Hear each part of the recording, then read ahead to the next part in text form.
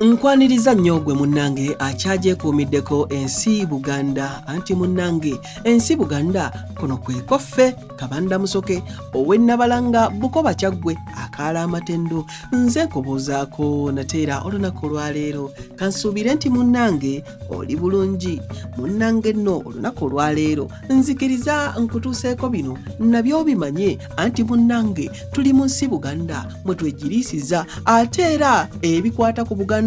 bitukwatako butereevu n'olw'ensonga eyo tulina okubimanya tulina okubyebuuza okubikubaganyako ebirowoozo n'okusala entotto munnange ennaku zino otuwulira bannabyabufuzi abakulumbavu nga boogerera gavumenti ya Ssaabasajja amafuukuule buli lwevaayo okwogera ku nsonga eziruma Abaganda nga bagamba nti boogera byabwe teboogerera Buganda kati gwe munnange sooka weebuuze gavumenti ya Ssaabasajja Kabaka yakyemeza nandiki nannyinimu yennyini yagironda emuyambeko mu kutumbula Obuganda wano Omuganda wagambira nti bw'osekerera ensuwa osekerera agibumba n'olwekyo bw'ogamba nti gavumenti ya Ssaabasajja Kabaka teyogerera Buganda obeera otegeeza nti Kabaka tayogerera Buganda ku nsonga za Buganda ffe ng'Abaganda Kabaka ye mukulembeze waffe gwe mumuli gwaffe ly'essuubi lyaffe era kyekitiibwa kyaffe era ennaku zino eriyo amaloboozi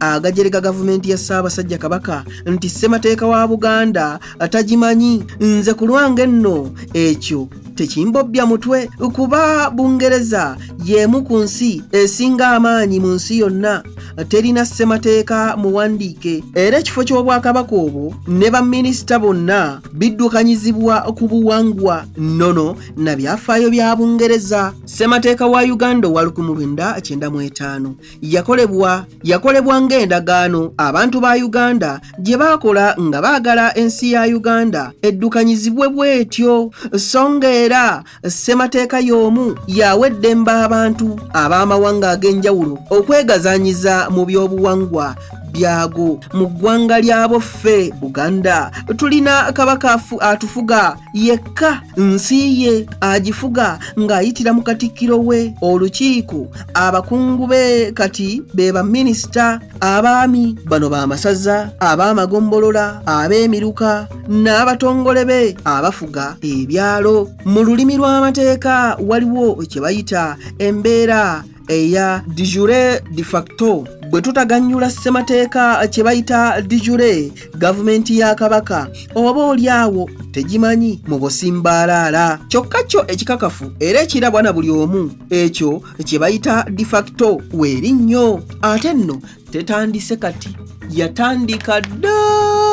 mu mwaka gwa 4 eyo ne Kabaka Ttonda eyaziikibwa e Butonda mu Mawokota Kabaka ab'olulyo lwa Ttonda abawerera ddala 36 naye kannesibe ku bano abasibuka mu Ssekabaka Kintu e Magonga wano eyatandikawo obwakabaka bwa Buganda obw'omulembe guno oguvuddemu bakabaka 37 abalambirira yali Kabaka Kintu mu mwaka gwa 1200 eyalonda Katikkiro wa Buganda eyasookera ddala Kisolo bwe baatabuka n'abuwa Kakulukuku ow'Olugave mutabani wa Kintu Kabaka Chwannabakka ye yayongerera ddala obulungi okutereeza enfuga y'amasaza bwe yalonda Kalibbala ow'Enseenene afuuke Kayima ow'essaza ly'e Mawokota essaza ly'e Kyaddondo n'aliwa Walusimbi ow'Effumbe ate Busiro n'aliwa Bwoya ow'Enkima ago ge masaza Buganda mwe yazimbira era mwe yagenda ng'egaziwa nga Kabaka alonda abaami ab'amasaza abamufugirako amasaza amapya wano we waava n'enjogera yaffe eya Kabaka afugira wala amakulu buli mwami waali afuga ku lwa Kabaka ye omunoonyereza A. Fowlers mu kitabo kye The King's Men akugamba nti abakungu baabeeranga mikwano gya Kabaka be yagabanga mu bitundu bya Buganda eby'enjawulo gye bamuweerereza baali basinga mu baami ab'ekitiibwa bano be baminisita ba leero Kabaka balonda okumuddukanyizaako minisitule ez'enjawulo. Ate olwo olukiiko lwa Buganda lwatandikira ddala ne Kabaka Kintu, era olukiiko olwasookera ddala lwatuula ku mutala Nnono mu Busujju ne Lubaga Ssemateeka wa Buganda atali muwandiike ng'owa Bungereza bw'ali, n'okutuusa kati Buganda kwetambulira. Bye bakkaanyaako byonna mu lukiiko olwo n'okutuusa kati tubiyita eby'ennono bya Buganda. Oyo nno munnange ye Ssemateeka waffe. Kabaka Kagulu Tebuukywereke bwe yagezaako okujeemera olukiiko ne lujeema ne lugaana okujja mu lubiri, ebbuubu ne lutuula ku lusozi Jimbi, Abaganda baaluggyako enjogera egamba nti nkiikidde Jimbi, amakulu nti ŋŋaanye. So nga ne Kabaka Mwanga II bwe yali tannatta bajulizi yasooka kwebuuza ku lukiiko lwe ne lumuwa olukusa nti batte tunaakuwa abalala. Oluvannyuma lw'emyaka 2 olukiiko lwe lumu lwatuula ne lulagira Kabaka alekeraawo okutta abasomi, nga n'ensonga gye luwa yeeno nti abalabe ba Buganda bwe banaawulira nti abavubuka baffe bonna tubasse bajja kutulumba batulwanyise batugobe. Mwanga II yawuliriza olukiiko n'alekeraawo okutta abasomi. Amaanyi g'olukiiko gaddamu okweyoleka mu 1953 Gavana Sir Andrew Cohen bwe yali alusaba lulonde Kabaka omulala, lwo ne lugaana nga lusibidde ku Ssekabaka Muteesa II, nga gwe lulabanga Kabaka wa Buganda. Ssemateeka atongoza Kabaka Katikkiro, abakungu oba bayite baminisita, abaami n'olukiiko si wa lupapula.